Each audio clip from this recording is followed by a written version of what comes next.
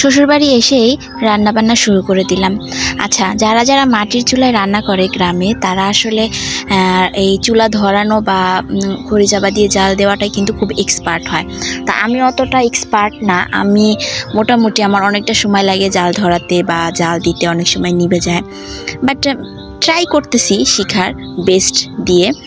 আমি তো সকালে ভাত রান্না করব, আর ভাতের সাথে কয়েকটা বড়া ভেজে নিব। আর এর আগের বেশ কিছু তরকারি ছিল, এর জন্য আর সকালবেলা খাওয়ার জন্য আর কোনো ঝামেলা করলাম না। শুধু কয়েকটা বড়া ভেজে নিব, আর বাসি যে তরকারিগুলো আছে সেগুলো দিয়েই সকালে খাওয়াটা শেষ করব। তা আমি পেঁয়াজ, মরিচ আর লবণ আর 1 চিমটি হলুদের গুঁড়া দিয়ে ডালটাকে ভালোভাবে মিশিয়ে নিব। আর পেঁয়াজও ভাজতে বা বড়া ভাজতে কিন্তু পেঁয়াজটা বেশি দিলেই টেস্টটা বেশি ভালো লাগে। আমি এখানে পেঁয়াজগুলো অনেক বেশি করে নিয়েছি। আর এই তো মাখা হয়ে গিয়েছে, এখন আমি ভাজা শুরু করে দিব।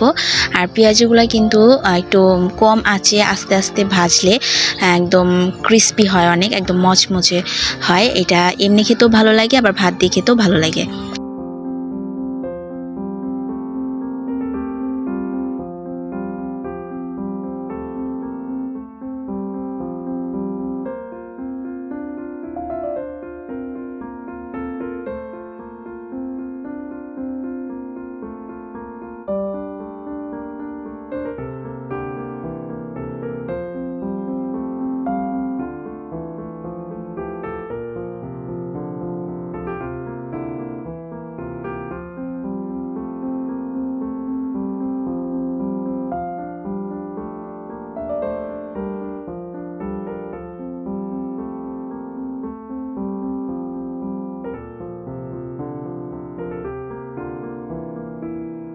আর অলমোস্ট আমার ভাজা হয়ে গিয়েছে। আর দেখেন একদম কি সুন্দর একটা কালার এসছে, আর একদম মচমচে হয়েছে।